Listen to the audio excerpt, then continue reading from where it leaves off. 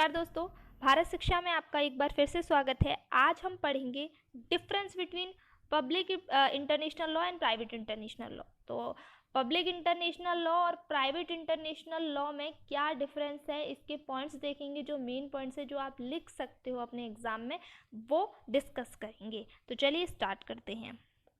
सबसे पहली बात, स्टार्ट करने से पहले आप एक जर्नल मीनिंग देख लीजिए। देखिए, पब्लिक इंटरनेशनल लॉ का अगर जर्नल मीनिंग की बात करें तो कुछ रूल्स हैं, कुछ रेगुलेशन हैं, कुछ लीगल रूल्स हैं जो सॉवरेन स्टेट और अदर इंटरनेशनल पर्सनैलिटीज़ पर अप्लाई होते हैं। सॉवरेन स्टेट्स और अदर इंटरनेशनल जो पर्सनैलिटीज़ हैं उन पर अप्लाई होने वाले रूल्स पब्लिक इंटरनेशनल लॉ में आते हैं। प्राइवेट इंटरनेशनल लॉ फिर क्या है? प्राइवेट इंटरनेशनल लॉ को कॉन्फ्लिक्ट ऑफ लॉ बोला जाता है। ये किससे डील करता है? ये उन केसेस से डील करता है जिनमें कहीं ना कहीं फॉरेन एलिमेंट है। उन केसेस से प्राइवेट इंटरनेशनल लॉ डील करता है। अगर दो इंडिविजुअल सिटीजन जो अलग अलग स्टेट यानी अलग अलग कंट्रीज़ के हैं, उनके बीच का डिस्प्यूट है, तो उसमें फॉरेन एलिमेंट तो है ना, कि दोनों अलग अलग कंट्रीज़ के हैं, उनके बीच का डिस्प्यूट, उसमें कौन सा लॉ आएगा? उसमें प्राइवेट इंटरनेशनल लॉ आएगा, यानी कि निजी अंतर्राष्ट्रीय कानून आएगा। उसमें ये अप्लाई होगा कि दो इंटरनेशनल लॉ किसको रेगुलेट करता है? Relationship between the private person of two different states. अब सबसे पहले मीनिंग आपने देख लिया कि क्या होता है पब्लिक इंटरनेशनल लॉ, जो सॉवरेन स्टेट्स के रिलेशन से और अदर इंटरनेशनल ऑर्गेनाइजेशन के रिलेशन से डील करता है। प्राइवेट इंटरनेशनल लॉ इंडिविजुअल्स से रिलेट करता है, उनसे डील करता है।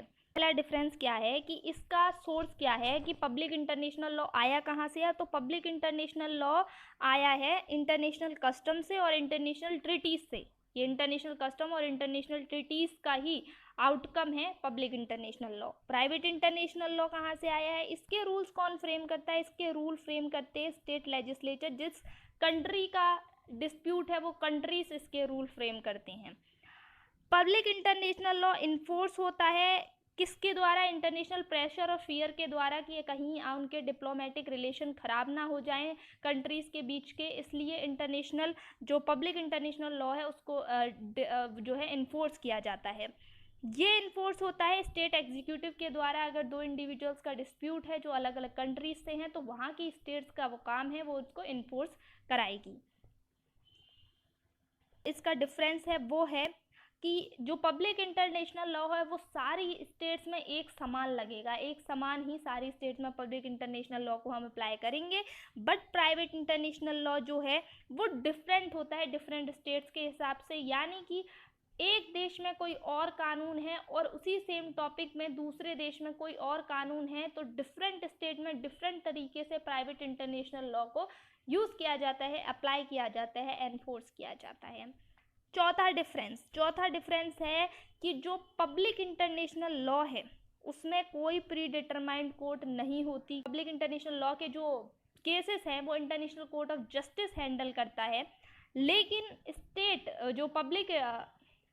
लेकिन जो प्राइवेट इंटरनेशनल लॉ है इन केसेस में प्री डिटरमाइंड कोर्ट्स होती हैं। और कौन सी होती हैं? जिस स्टेट का जो डिस्प्यूट है वही कोर्ट्स इनको हैंडल करती हैं।